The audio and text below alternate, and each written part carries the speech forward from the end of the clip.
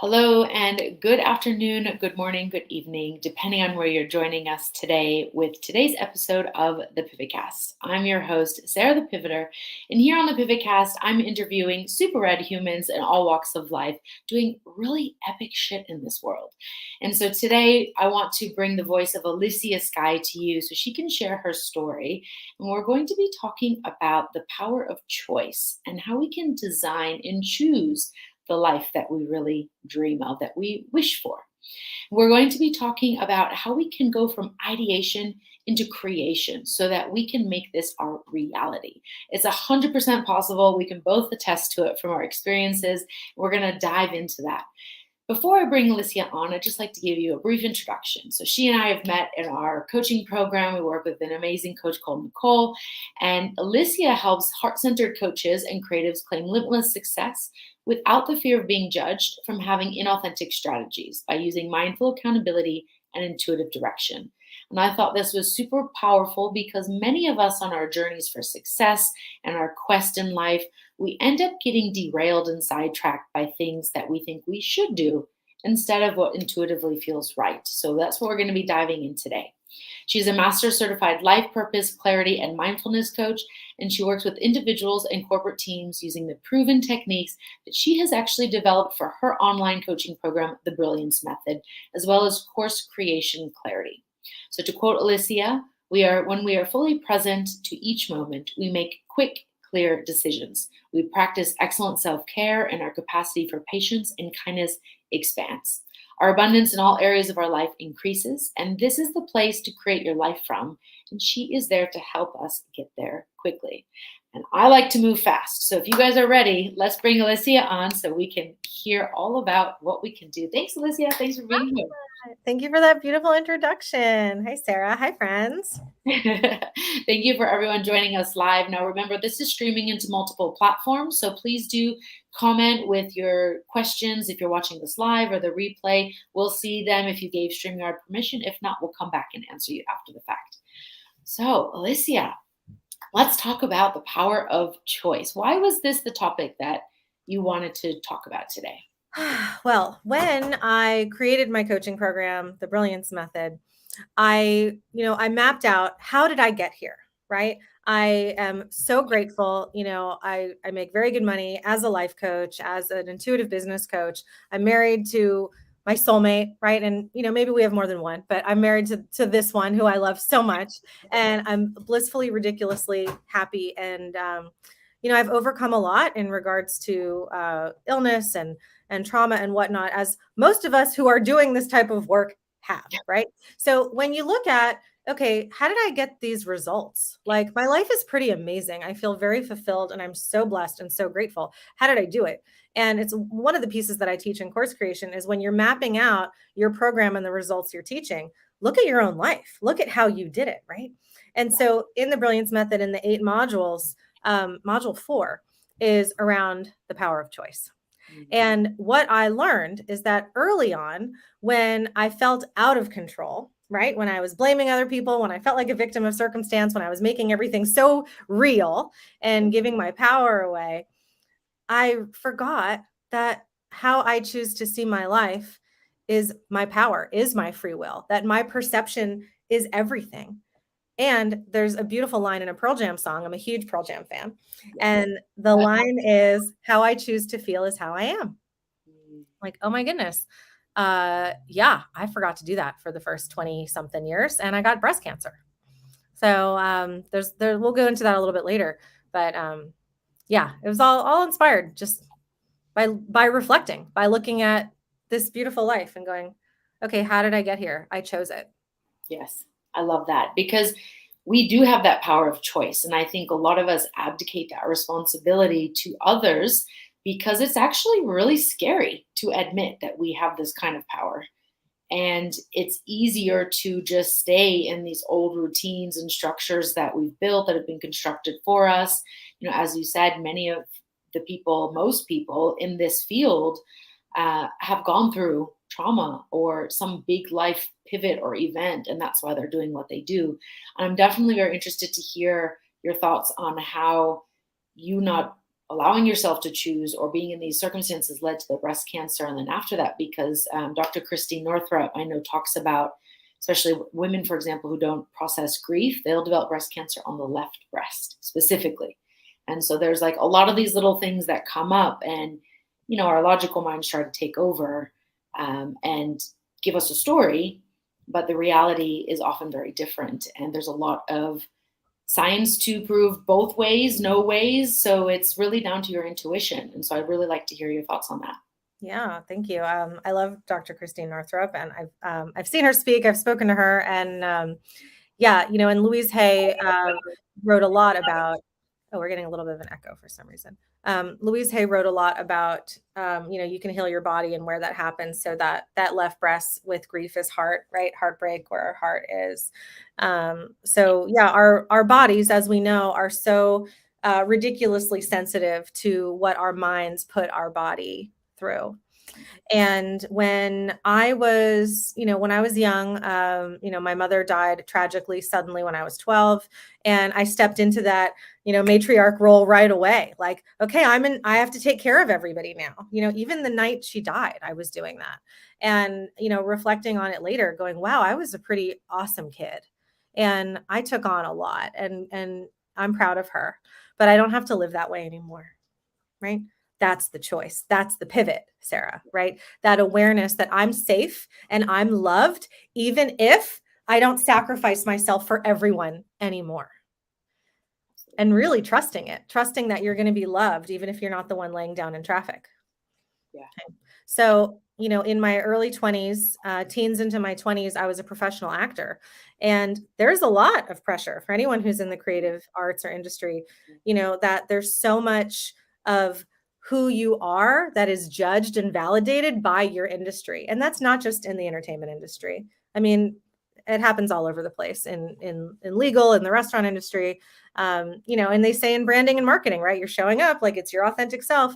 But the issue is when you're young is you don't realize that it really is your authentic self that people buy from. And you think that it's this other version of you, with the hair done and all the shit and, what my boyfriend or girlfriend thinks of me, it means more than that. And I just put so much validation outside of myself all over the place. That sick suffering, that heartbreak, that like when you're young, and age has nothing to do with it, right? When you are heartbroken and you're just like checking your texts, your emails, everything, like, did they write back yet? Did they get my thing? Am I going to hear from them? Like that. And, or some coaches feel that way about clients, right? I haven't heard from that back yet. And, there's a saying energetically, desperation cancels manifestation. Right? I was so desperate.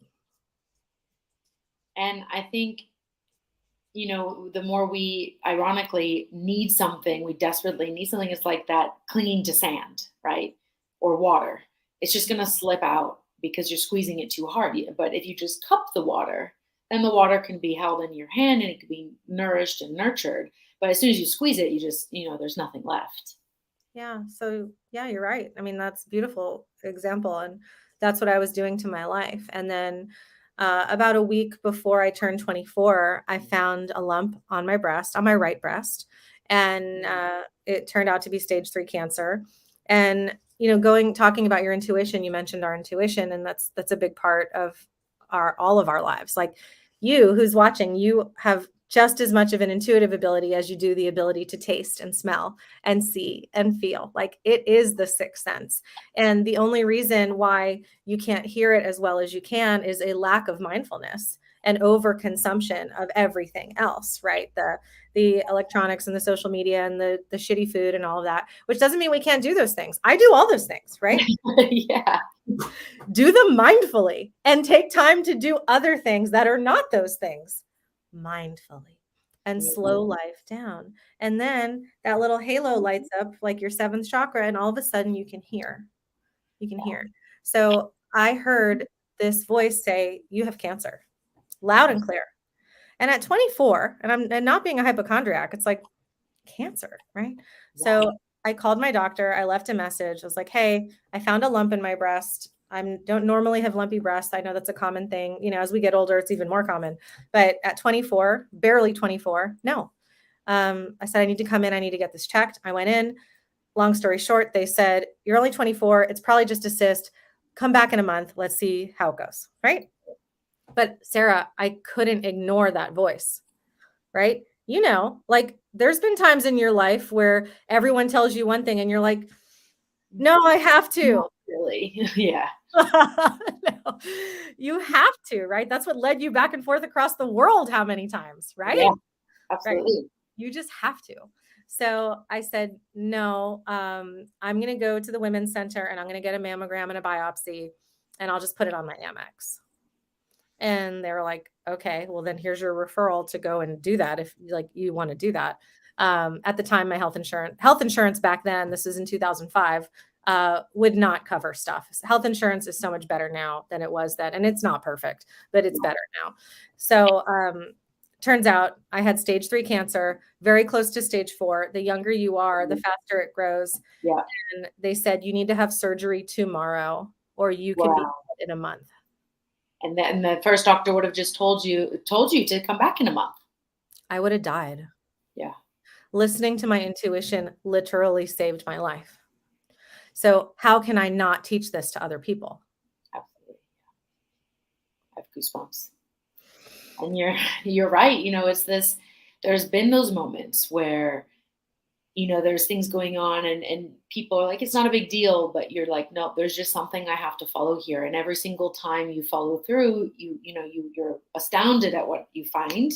And the times that you don't, you know, usually it comes back to smack in the face. Like the universe sometimes whispers and then we don't listen. So then it's like full on, like, okay, are you going to listen to me? Right. And we're always right, aren't we? Yeah. We are. The only times we're pissed about shit is when we didn't listen to our intuition. Oh, yeah. Right? I actually just made a funny reel that I'm going to put up tomorrow about like when you mad because it's you, like because it's always us that we're actually mad at, right? When we judge other people, we're actually judging ourselves. Yeah. My dog just got home from the groomers and he is showing off. Barnaby. Hi, oh, hello. Hi, friends. You want to be famous, don't you? You want to be on the camera. Always. Like, I'm here. Always. Hi, Angel. Hi. He's like, I heard somebody wish for a dog. I'm here. Yeah, we were talking about that off camera. Yeah. Hi. Yeah, mommy's hanging out with her friend. Okay. Yeah. Oh, can I tell that Pearl Jam story I wanted to tell you?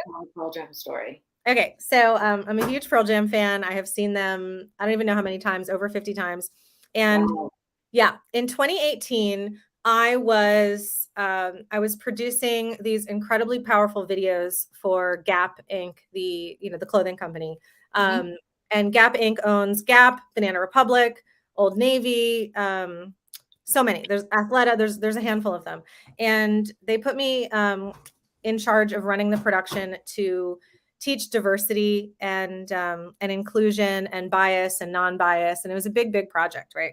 So I'm sitting on the sidewalk in Seattle, outside, waiting to get front row for Pearl Jam, right? Yeah. Sitting there doing this important work. And at the same time, feeling like there's something missing. Okay. Right?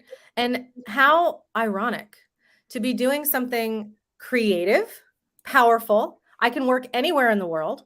I'm waiting in line to do one of my favorite things, working for a company I love with people I love, who I still work with, who I love, right?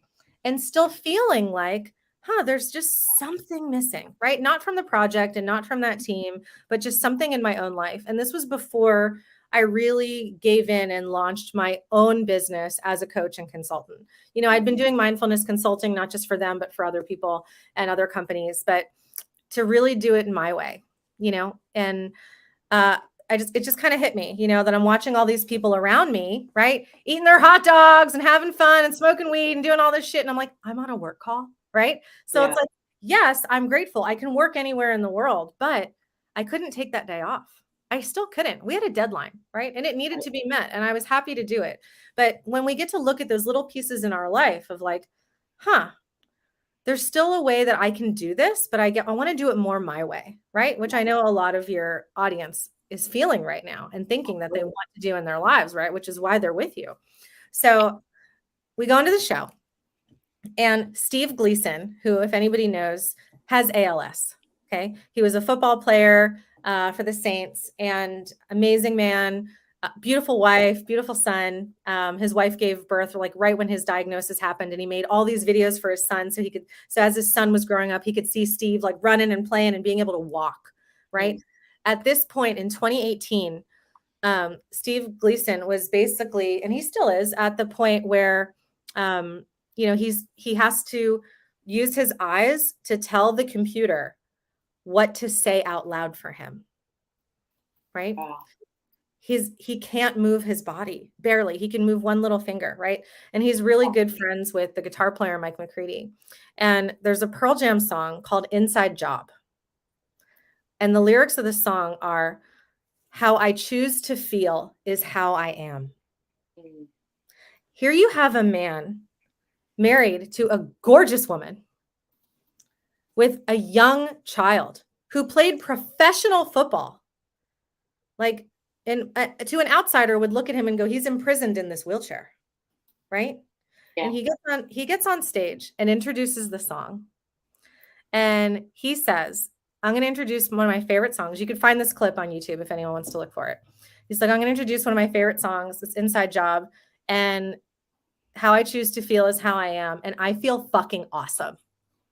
And we were all just like, yes, right? Like, if Steve Gleason can feel awesome, right?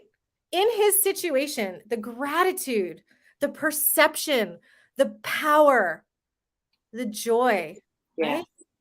What am I fucking bitching about on the sidewalk, right? Making great money for an incredible company, right? But still having that awareness, okay, I want more, but I'm in charge of how I feel.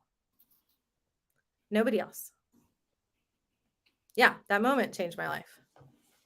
I love that. There. And it's amazing to me because, there's these people that, they become motivational speakers and they're inspirational speakers, and they've lost all their limbs, or they've, gone through some really traumatic thing. And now all of a sudden they have this zest for life and they are enjoying life way more than we are. And I remember when the Olympics were on earlier this year, all the commercials around the Paralympics.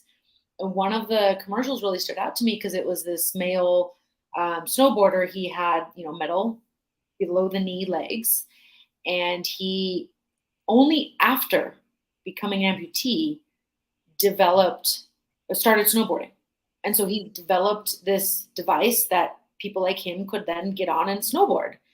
And it's like, what is it that they have that we're not allowing ourselves? And can we tap into that so that we can actually live life and experience that richness, go from Pleasantville black and white to like this vibrant, Charlie and the Chocolate Factory, if you will, Alice in Wonderland, like everything's possible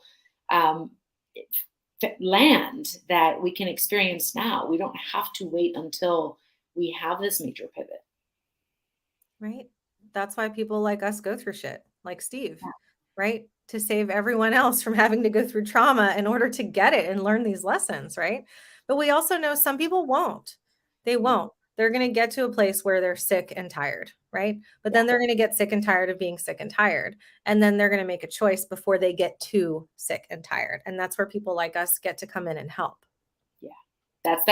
To me, that's that pivot point. It's that inflection point where they're now at this point in their life where they're like, where do I go from here?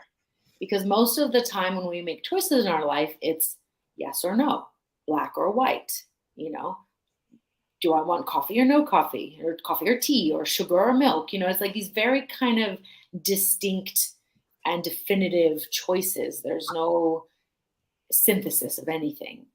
But we don't have to have this 180 opposite choice. We can also just go 1 degree and pivot in that direction too.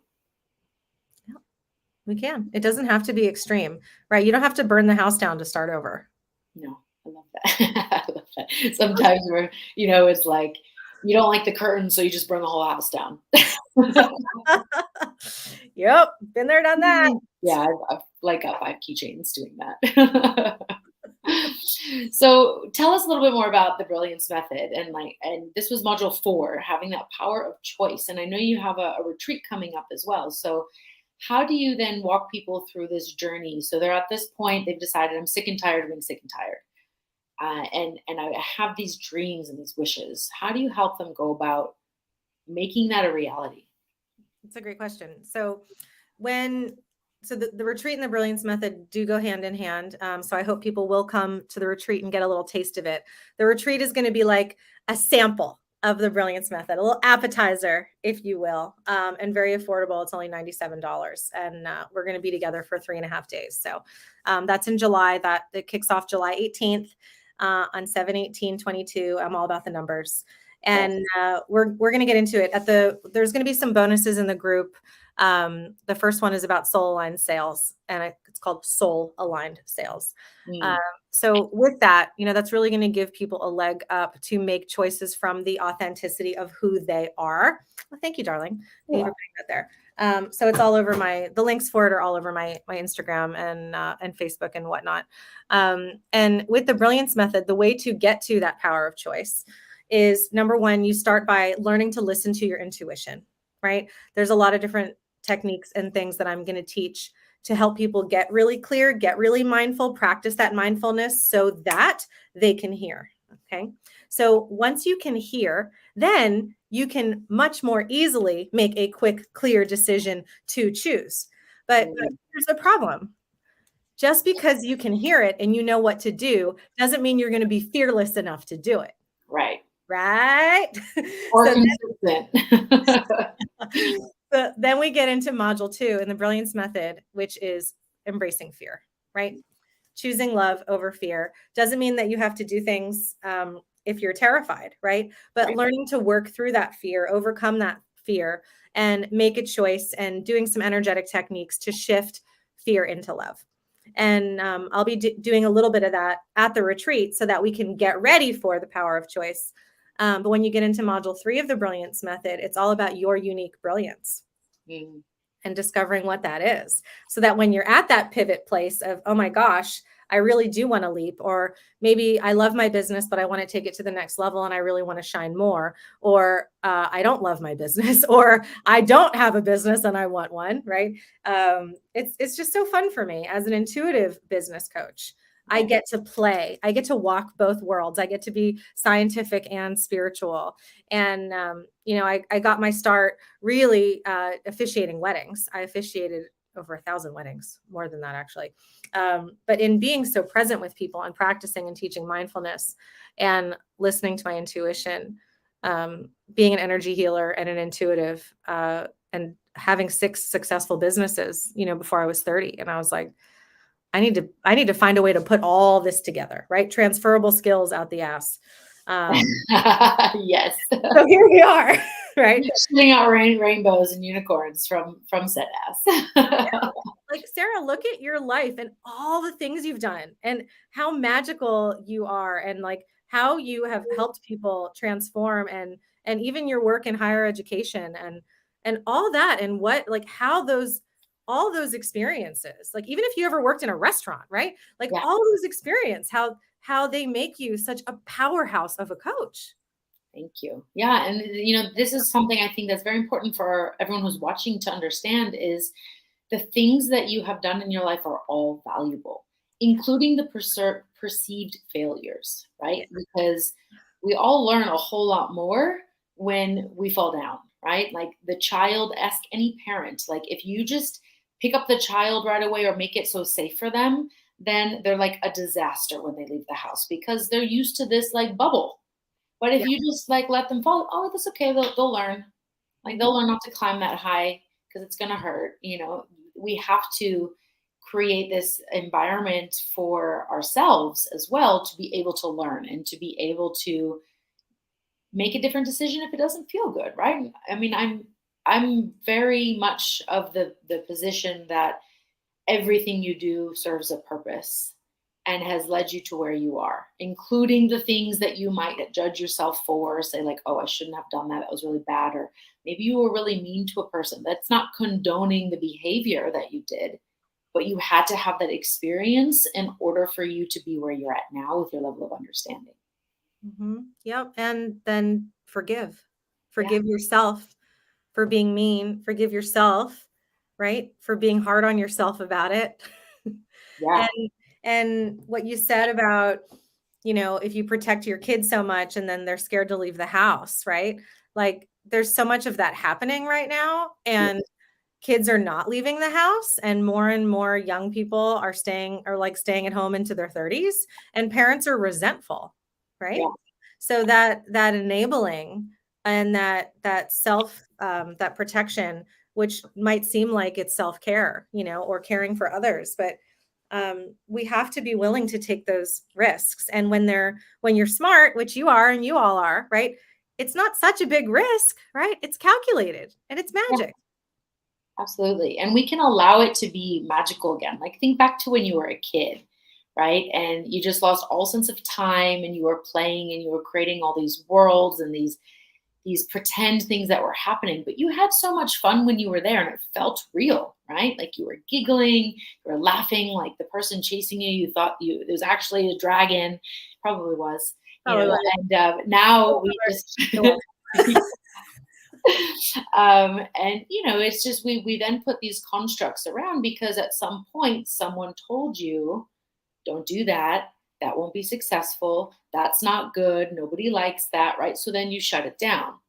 So it's really, in fact, this remembering of what you have and then using that in your life. Maybe the people that you've surrounded yourself with right now won't like it. So you get the choice to surround yourself with people that will. And then you're in better alignment. Yep.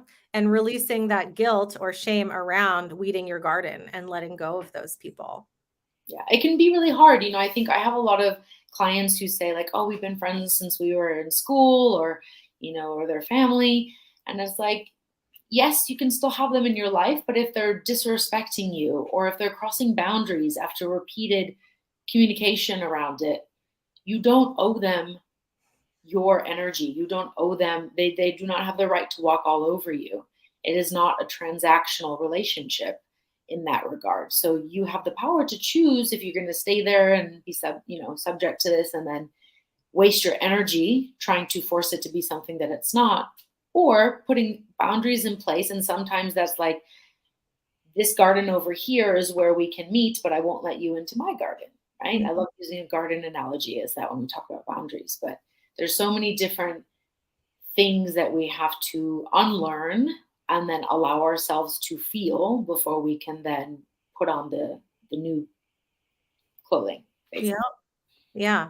Yeah. And, with that choice, right? That choice of, okay, I'm either going to stay in this relationship or I'm not, right? I'm going to keep this friend or I'm not. I'm going to continue to communicate with my obnoxious uncle or I'm not, right? Whatever those things are, right? We've all got the family member that's like, why? You see them calling and you're like, Well, oh, right? Why, right? Here's the thing. There's empowerment in choice. mm, I have a friend and, she's not in the greatest marriage, right? Not in the greatest marriage. And she knows it and she has her reasons why she's staying. And we had a really good talk about it where, she doesn't complain about this partner as much as she used to. And it's because she's empowered with choice, because she knows it's failing and she's not interested in saving it, but yeah, she has her reasons why she's choosing to stay. yeah, There's so much strength there, right? You're yeah, not a victim anymore. You don't have to bitch about this thing. You're choosing to stay and you believe you have really good reasons for it. So own it and be empowered. And then one day when it's over, you get to make a new choice, absolutely. right? Like it removes the blame and the victimhood, even if you're choosing to stay friends with someone who you've outgrown. Yeah. You get to. And then you've been empowered with choice. Absolutely. And let's make it very kind of tangible for some people who are like, "Oh, I don't know if I can do that." So, if you're saying that, you can't because they've been there your whole life, what about those light up shoes you wore when you were like 5? They were the best shoes in the world, right? you can choose to try to force your size 8.5 foot into that shoe and like walk on your tippy toes and be uncomfortable to still wear them. Or you can choose to have them on the shelf as a nice little reminder and wear different shoes that actually fit you. I love Right? it. I love it. And while they're on the shelf, you can choose to visit them and appreciate them. You can occasionally put them on, but you don't get to bitch about it because Yeah, you've made a choice. exactly. When you do put them on, you bitch about it and then you just like prance around like a little unicorn because they're light up shoes and you're on your tippy toes. So you Fabulous. get to make it fun. Yeah. If anyone is holding on to anything or person or situation, let there be a reason that lights you up. Yeah. Oh, I love how deep this analogy has gone now. I want some light up shoes. It's a brilliant one. Let me Uh, just. Ooh, you said the word brilliant. Yes, I'm so Product placement for my journal. very funny. Amazing. I love it. And I have this journal and it's been great. It's been great with journal prompts. The power of observing your own thoughts is really, it's what gives you clarity. And when you have that clarity, you can start to see patterns. You can start to make decisions about, well, how do I want to think and feel? And then you start to become the captain of your ship rather than just like letting the waters toss you about like a toy boat in the bath. Then you actually get this chance to, you know what, the ocean is this big and I know there's some land over there and there's some like big storm over there, so I'm going to navigate this way and use the undercurrent and use my rudder. So you start to use the tools available to you, like change the sails instead of just trying to stubbornly go towards the storm and then bitch when like all the things that are not working that you didn't fix before you left don't work. Right. You're out of breath, you're soaking wet, and you're scared. Yeah. Yeah. No, thanks.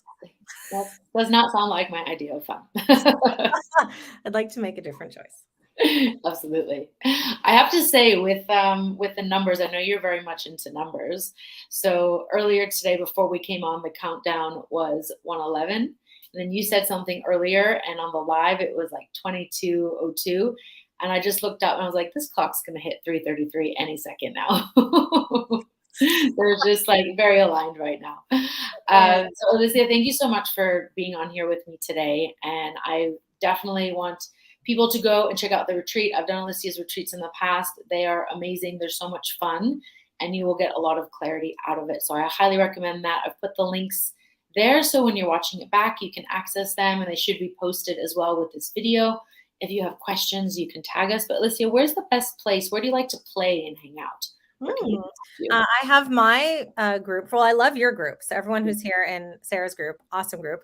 And I have my own group. It's the Trailblazer Community, Intuitive Clarity for Successful Entrepreneurs. So just look up Trailblazer or go to my profile, and you'll find it. That's where I like to play. And yeah, I'll hang out with some of you there. And I wanted to offer a gift also, that everyone who comes to the retreat, I'm actually sending you one of these in the mail as a thank you and a motivation. So not to spoil it for anyone who has bought their ticket and hasn't got their gift yet, but this is the gift this time for the retreat, and can't wait to give it to you and share it with you and see you there. So thank you.